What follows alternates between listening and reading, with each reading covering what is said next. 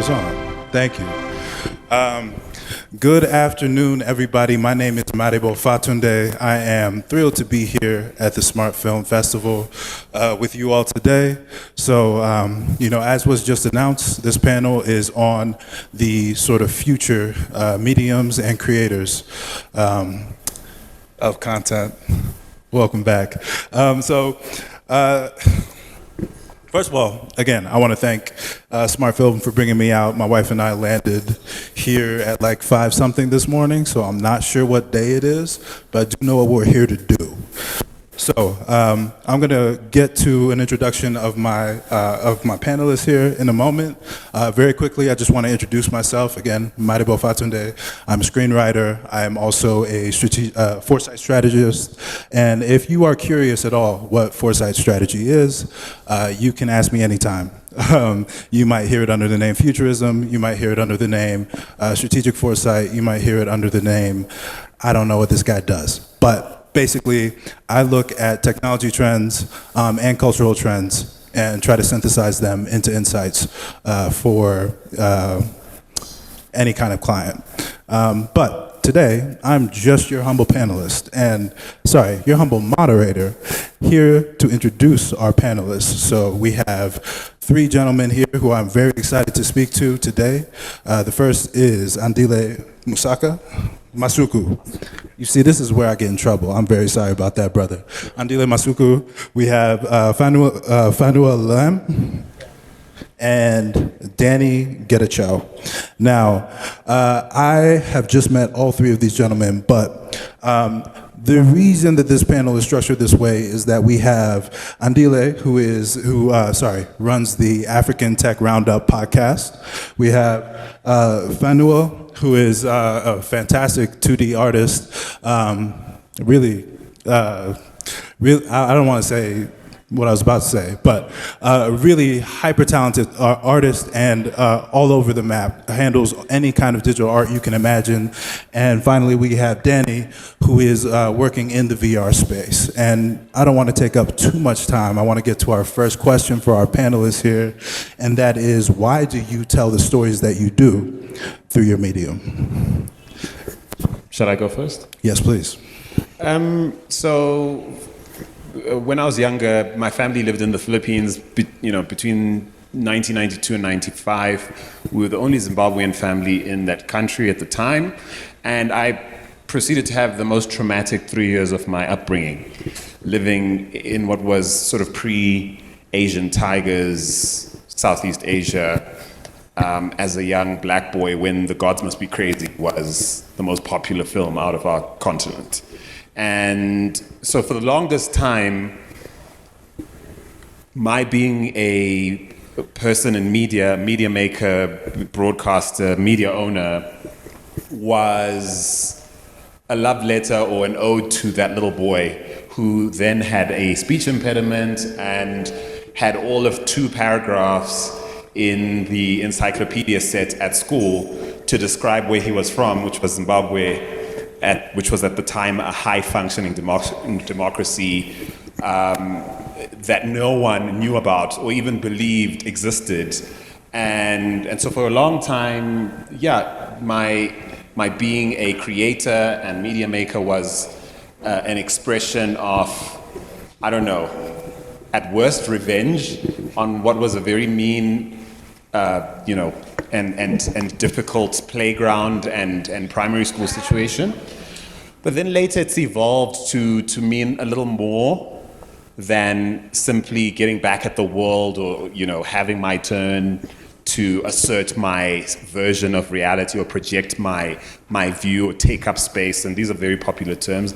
I actually sense there's a deep sense of privilege and purpose I find in being blessed with the ability to shape narratives and organize thoughts coherently, that I believe is a divine, a divine privilege and providence. So it probably started out a little more in your face, everybody. I get to tell you who I am, and you get to take it in whether you want it or not. Whereas now it's, what a privilege I get to do this when so many don't. And God help me do it, with grace and with care. All right. That's a fantastic answer. I want to scratch just a little bit under the surface because you said it's a privilege to do this. And specifically, at least as far as I'm aware, you're interviewing other Africans in tech. Yeah. So why specifically those stories? Wow. Okay. So African Tech Roundup is effectively currently the world's most listened podcast covering Africa's tech and innovation trajectory and journey. It's an ongoing one. It's also relatively a nascent one. I stumbled into podcasting when my mainstream television career stalled in South Africa. I felt like I was this really big deal. I landed, presenting, producing, and consulting to sponsors and clients on what was the country's largest business advice show. It was in early prime time. It ran for 4 years. I was a big deal. I was kind of a known entity, a face you'd recognize. And I didn't see the cancellation of that show coming. And when it did come, obviously I was embarrassed and frustrated, but more so I thought, I'm this big deal, the next big thing is going to happen, which it didn't. And I was humbled to need to sort of revert to the most viable means to make something in order to stay current as a broadcaster, right? That was my aim at the time, just stay current and stay as important as I thought I was. And so I discovered this incredible, highly accessible, very personal and intimate medium called podcasting. And it was relatively, again, accessible from a cost perspective. And, it suited my ability to translate my broadcasting talents and stuff. And so I started doing that and quite honestly stumbled upon the privilege of getting to speak to some of the most innovative people of our time who are, in essence, tech entrepreneurs and innovation architects trying to build things that are going to revolutionize how we do life in Africa. So I shared all of that just to say there's a version of that which looks like I always knew it was a big deal, tech matters, it's going to help Africa, I'm at the heart of it, you're welcome, all of that. But honestly, there's a lot of, again, providence and grace and a great deal of happenstance that led to me being a podcaster, interviewing perhaps more tech innovators than anybody else on the continent for a good 6-7 years. Isn't that beautiful to hear? Thank you so much for that answer. And Fanuel, would you like to take the question next? Hi, everyone. So I'm not a man with words. I'll try to express my ideas as much as I can. So I'm a digital artist. Basically, just to tell you easily, I paint or draw black people into the future. So I discovered this art form when I was at Ala School of Fine Art and Design. Before that, I used to draw and paint superheroes like Spider-Man, Batman. I grew up watching those movies, and those movies inspired me a lot to become a digital artist. So my major intention when joining the art school was to work on animation. So I thought there was an animation field, but there wasn't. So I decided to join industrial design. The reason I decided to join industrial design was there was computer graphics courses that they give, and I thought through that I can work on animations. So I decided to learn industrial design. Then I specialized with product design. Then I became a graphic designer. So when I was working as a graphic designer in a company, in a creative agency, I realized I have a drawing talent and painting talent. Mixing these two fields, it became easy for me to do digital art.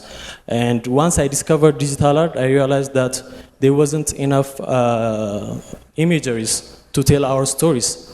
Almost there is no reference for us Africans that we can tell our story with. So there was, it was like 123 of Adwa celebration. So I decided to create an image of a superhero which portrays the Arbanya, the warrior.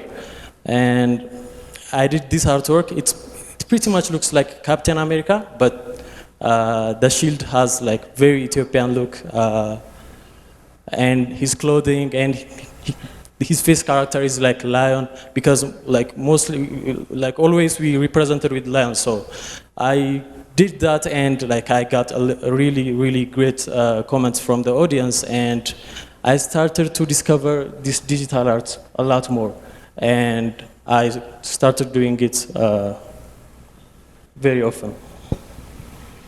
And I heard you make the point there about you didn't feel that there were enough references to represent us. And I'm curious, I have a very limited scope of your work. I've seen, some of the work you've done for If Africa, but I suppose, why do you tell the stories that you tell? And how do you like to represent us, I guess, if that helps. Yeah, okay. That's a good question. So there is this form that I work on. It's called Afrofuturism. Afrofuturism means like looking at the future through a black cultural lens, or from a diaspora point of view, or from African descent point of view. So this art form became like something for me that I transcend from my circumstances or challenges with my imagination. Like I started to expand my imagination and to imagine about my future, and that gave me self-agency. And like it was a self-healing for me, because like nowadays there is a lot of war in the world. Like the media is always like projecting this political situation on us, and like people can't really imagine the future without these things. For example, there is this show on TikTok, like most of you might have seen it. So these kids come on the stage and they ask them questions like, what do you see in the future? And I remember this girl saying, like, I want to see the future without any violence, without any war. So, like, if you see clearly, like, that's something good for all of us, like, to be peaceful and to walk around the city without, like, something bad happen on us. But if you can see it clearly, this media projection on these kids' mind, like, has layered a lot of stuff on their mind, because kids' character, like, kids' imagination is very robust, and with their imagination, they can go. Like they can say a lot of things. I was expecting for them to say like space traveling or futuristic car floating on the sky, that kind of stuff. So when I think of the future, not like a world without violence. Like as long as you live in the world, there is always like bad things happen to the world. So this Afrofuturism art style, like can pull off these layers from their mind. Like it helped me like to think and to imagine like more than the circumstance we have in front of us. So that was like the great advantage for me to tell my story and help people to imagine their future. Like rather than focusing on their circumstance. Thank you. A brilliant answer. Danny, finally, can you take the question? Okay, thank you. My name is Daniel, and I'm representing my company, Guzo Technologies. So let me share like some of my experience. So we do VR as a company, but it started back in college. And the reason why we or why I personally interested in working in virtual reality was we always, in Africa, we always apply technologies which are maybe 40 or 50 years behind. So why not we use those latest technologies or futuristic technologies to represent our history or promote our culture to the world? So as simple as that. I'm a technical person. I'm not an artist. So my academic background is in technology. So I always look for ways to use any latest technologies or emerging technologies, and I found out virtual reality. So I started from virtual tour projects. So we took this panoramic photographs and also 360 videos, and started publishing that into the internet, so people can experience at their comfort zone. So. The reason after we established our company, we added a way to let people to experience different scenarios. So when I say experience, we all know, most of us, when we are looking for any stories online, we might get text, or it could be pictures or videos. But now I think most of you are aware of metaverse and also this virtual worlds. So things become an experience. We become part of the digital world. So we are no longer out of that digital space and watching videos or reading some text file. Instead, we became part of that digital experience we want to create. So I think on the first panel there were a lot of movies mentioned, but one of my inspiring movie or film was Avatar, because the technology they used maybe 10 years ago, it seemed so expensive.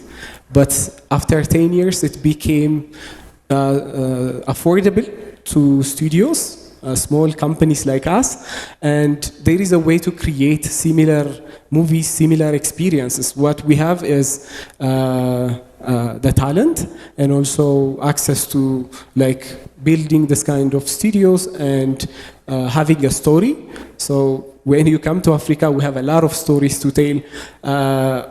I think on box office, the leading movies right at this moment is African movies, right? So African oriented, or the stories are taken from Africa.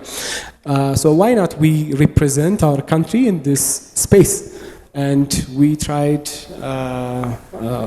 like experimenting on a lot of VR experiences in virtual worlds. And the reason why we do all this stuff is our generation need this type of contents. I am not interested to read 800 pages of story.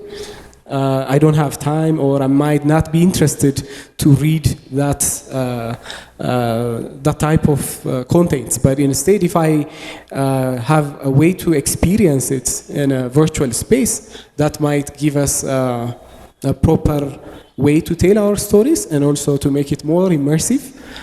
So that more people will aware about all this different historical narration. So that's what I'm doing. You see, this man is trying to put me out of a job. I'm a writer. People don't like 800-page books, huh? Okay, I'll take it. So thank you all for those You can answers. write shorter things. You can write. So thank you all for those answers. We started with a little bit of the why. So why these gentlemen entered these mediums, telling the stories that they're telling. And now I want to move over a bit to the what, right? We're at a film festival, so why are we talking about audio?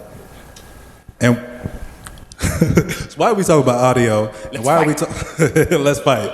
Why are we talking about audio? Why are we talking about VR? Why are we talking about digital art? And as the gentleman on the previous panel stated, film is competing in a marketplace of content these days, right?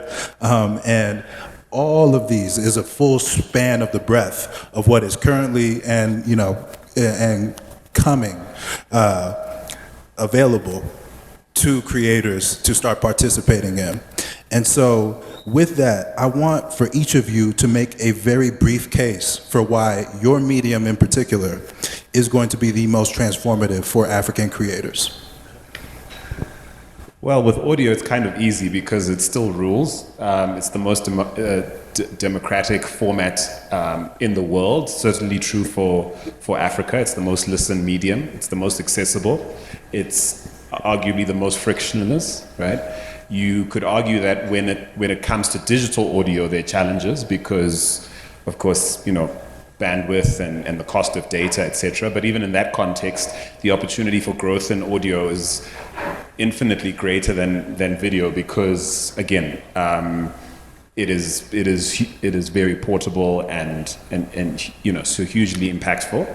The other thing is it's the fastest growing digital medium in the world, period. That's podcasting. Whether you're looking at commercial spend, that's actual commercial money chasing the benefits of what audio can do when you harness it for commercial purposes or leverage it to reach audiences. It's also the fastest growing in terms of adoption in many markets and proliferation. Also, there's a growing field of research in the science of listening, and how profoundly impactful it is. In fact, unparalleled, relatively speaking, in terms of audience engagement and audience stickiness, and the affinity that's built with an audience, particularly with podcasting show hosts. It's an incredibly intimate medium. It's a multitasker's paradise because people are listening as they rock their babies to sleep, as they mow the lawn, as they travel. And granted, some of these things you can watch video as you do, but there's certain things that simply don't lend themselves to allowing you to do that and watching.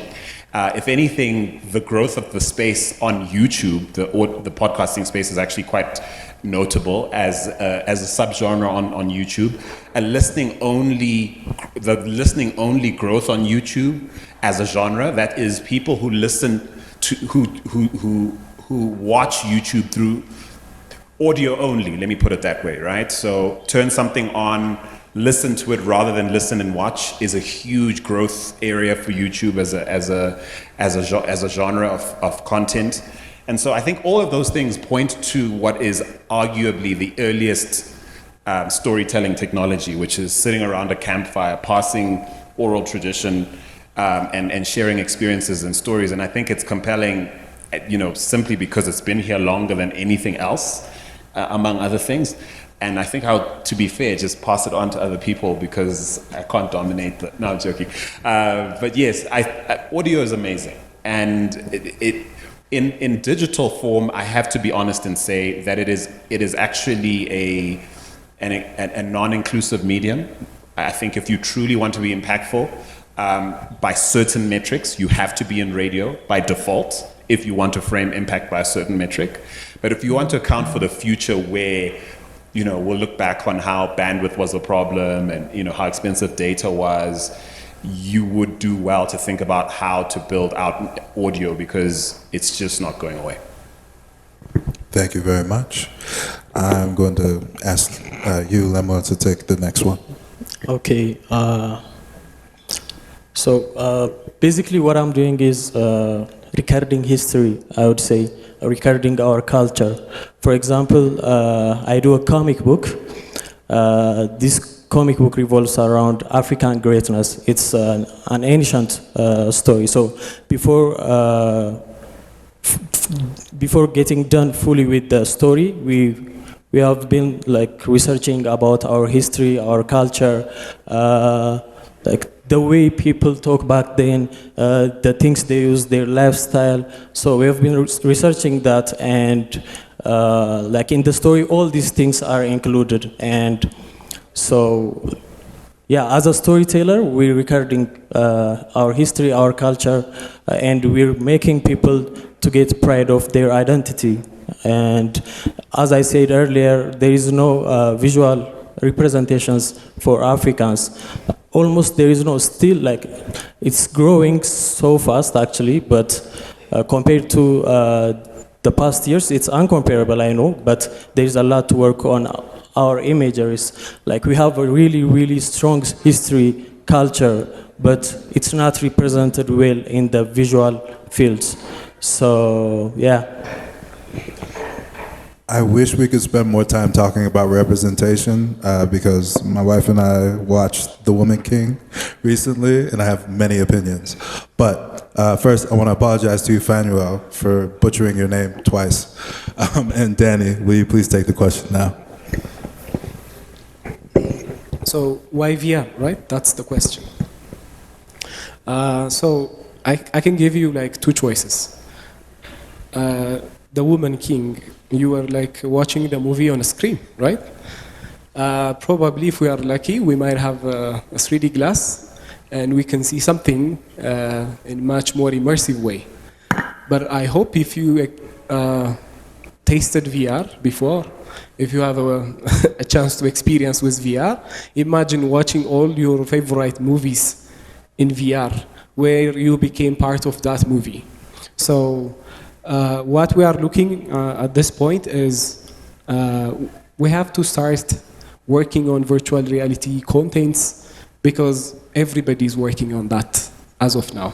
All the developed countries. So for African creators, it's a good market to focus. And also, if we started at this moment, it won't be difficult for us to reach to their levels. So I believe it's so important in terms of applying that latest technologies for all our contents and choosing as a best option to promote our country's culture. So I can maybe tell you about the market. As of 2022, it's around $61 billion.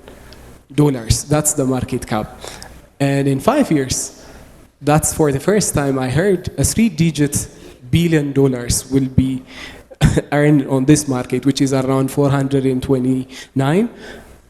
So we reached this much because everybody will jump into metaverse in any time soon.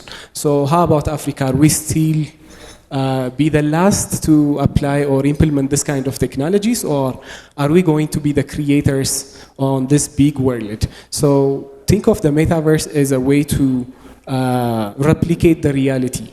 So what we know in the reality, and with the options to jump from time to time. So we can go back to 400 years and experience Adwa or any other battles, and you can even jump to the future and see how things will be created. So I think most of us as storytellers, we might have our own dreams and explanations in the future what to happen and how we see Africa in the future.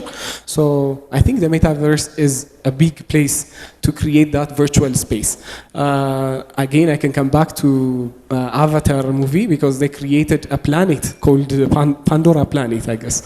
So that planet, it has its own plants, its own animals, its own ecosystem. So why not we use that kind of virtual spaces for different sectors of Africa, especially the tourism sector. Because when we say tourism, it's not only to show our monuments, our statues or something. It's not about that. It's like if you want to make the Battle of Adwa movie, as of today, imagine how much it will cost to hire around 200 warriors to just to have that battle scene. It's not easy to manage and also fund this kind of big projects. But in VR, we have the technology. With like a decent gaming machine, you can create 200,000 soldiers with the help of AI simulation. So you have all the things, and realistically, you can create those battle scenes. So I can say the tools that we have today is you can't differentiate from what you can record on reality. So things become photorealistic. So we have a way to create digitally and sell our stories to the outside world. So as African content creators and as this emerging tech ecosystem player, what we believe is if we have this type of companies working on virtual space, we have a way to get new projects from abroad and also different, big studios, and also there is a way to tell our stories in our own technology. So I think it's better to focus on what's like coming, and so we don't left behind. That's the whole idea. I have a quick follow-up question. Because we are in a room full of, I'm assuming, filmmakers, how do you tell a story when your audience controls the camera?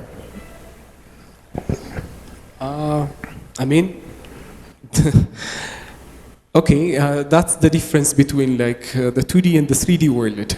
Because what we've been shooting for the past few years is a flat surface. So we only see a story from the camera person's perspective. But in VR, that's not how you experience. You are the one who choose to visually narrate that story or be part of that story. So imagine if I enter into a VR space to learn about something, but the way I visually see and also walk through all those spaces won't be the same like yours or like any other person.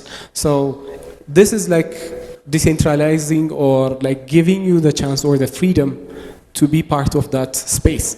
I can give you an example on the Lion King movie. The person who shot the camera for that 3D movie was a professional Hollywood camera person. But the tool he used is not a professional camera. It was like a simple tracker that is like embedded on some kind of rig. That's how they used, and they used the technology, which is the VR technology, to record things in real time.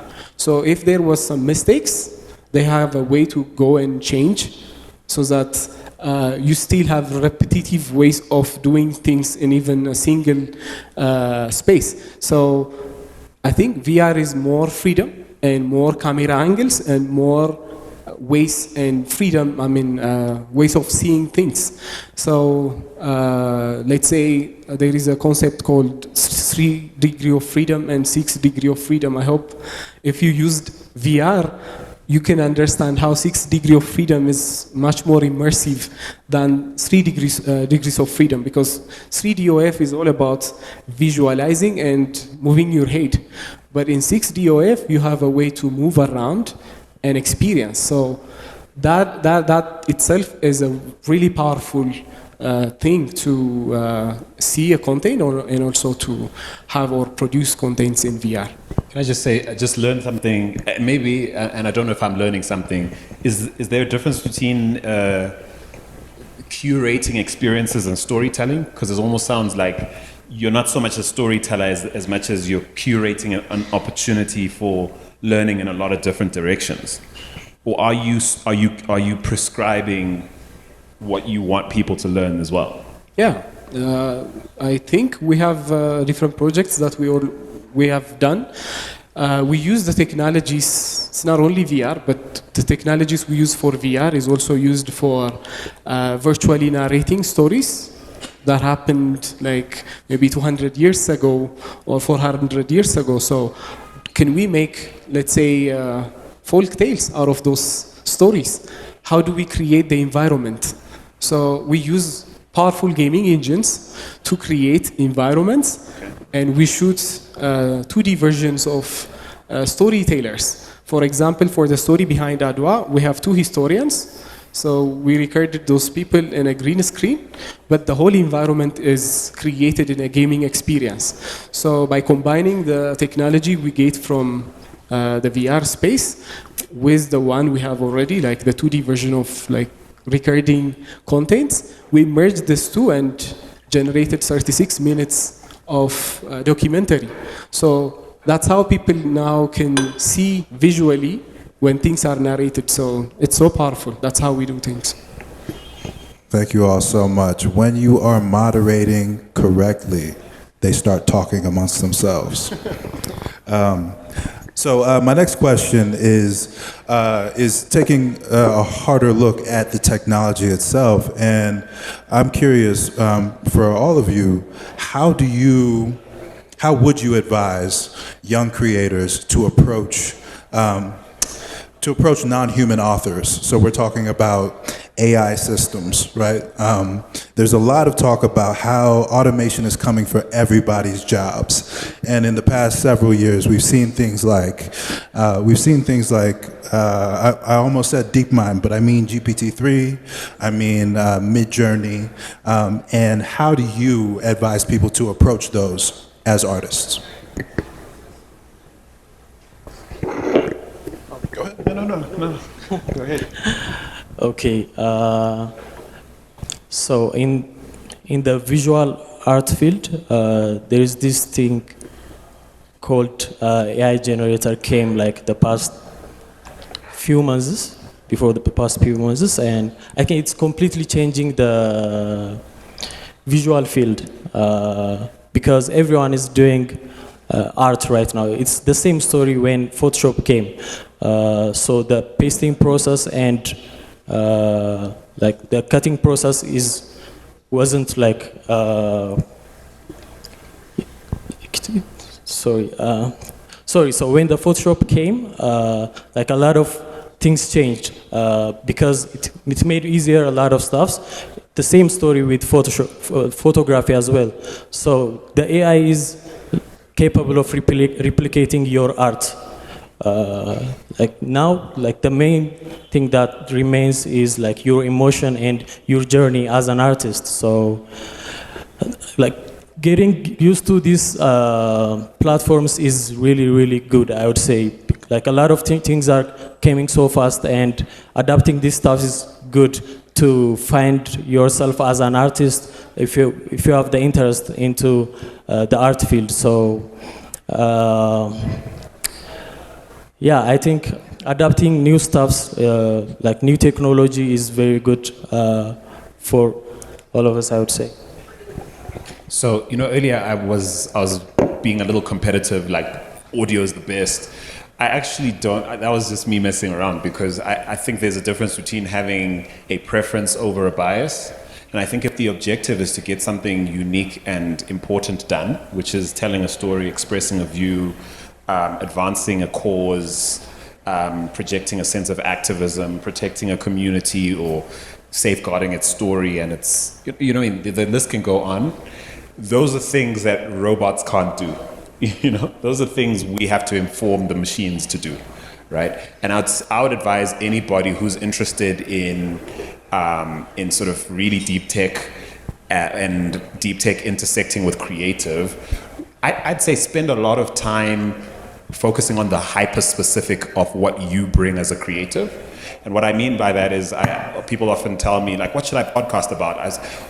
What is the story you are uniquely positioned to tell? At what intersection of life are you most, not even qualified? Yes, but qualified might be the right word. What is the intersection of life you've been dealt that you are most qualified to storify and share? Right? And usually at that, I mean, for me, it's being this business major who turned broadcasting guy, turned creative TV and radio and podcast and video and even theater producer. And then this person who, again, has had quite an eclectic upbringing and at the intersect and had Montessori preschooling. All of that goes into something a bot can never be and do. And if you just focus at what's most interesting at those intersections and how you meet other people at their intersections, bringing your perspectives, then I mean you don't freak out when there's a new thing that could potentially, I don't know, as a voiceover artist, among other things, it was the scary thing of, oh, now a voiceover artist is going to be replaced by bots. Well, it turns out, even if they do, at some point there'll be things using the human voice that bots won't probably be the best to do, especially when it happens at the intersection of uniqueness and specificity that I'm talking about.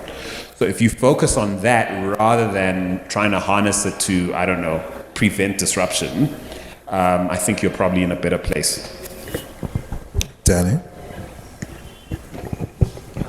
About the bots and AI stuff, I don't want to say a lot because there is this concept about AI.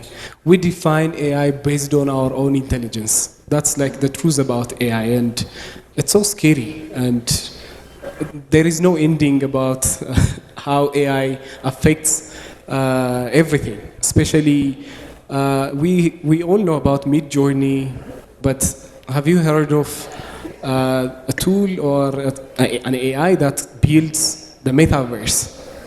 So it's no longer a 2D version. Now AI is building a 3D space, a 3D world. So the AI affects everything. Previously, for motion track based movies, there are like a lot of camera setups you have to use, or you have to buy a special suit, a motion capture suit. But now there is a website, if you have seen it, move.ai, with like a minimum of 4 cameras. You just record a normal scene, and that will be converted into a 3D motion captured animation. So AI is helping the movies industry a lot.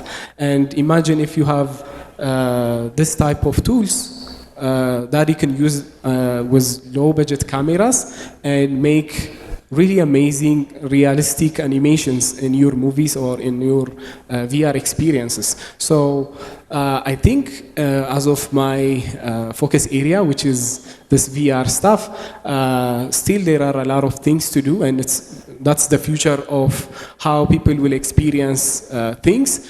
AI will be supportive tool, so it's one thing to adopt.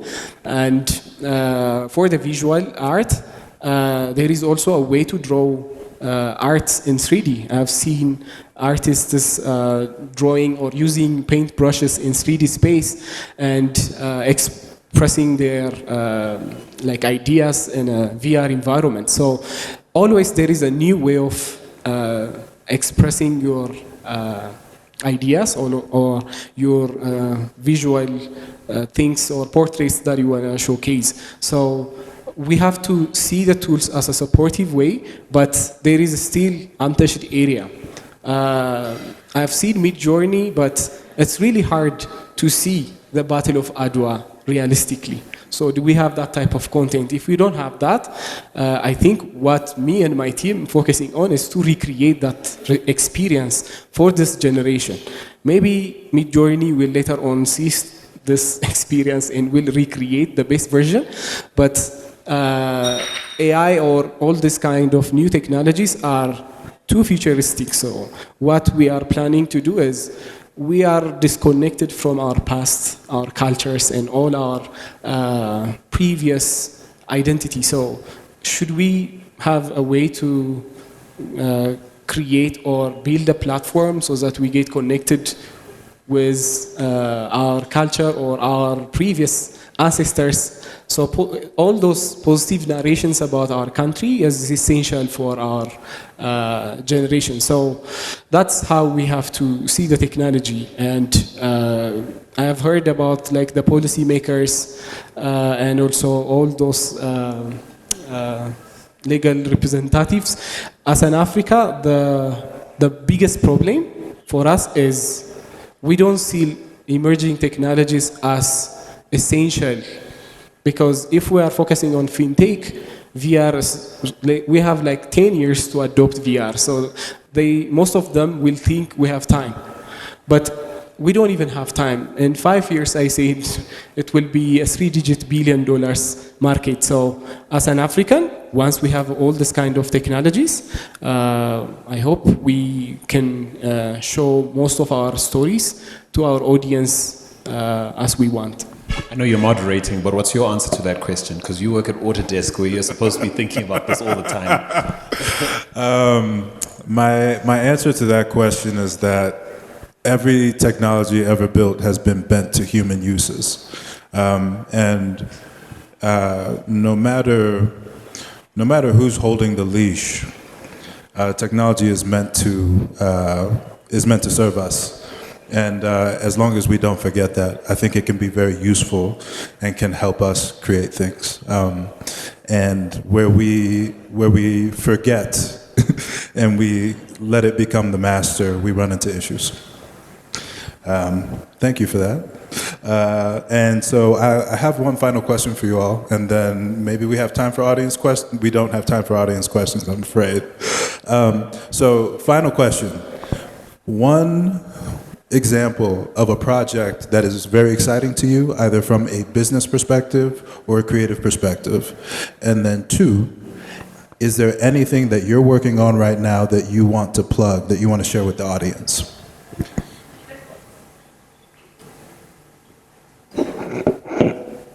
Okay, sorry, the first question? What was it?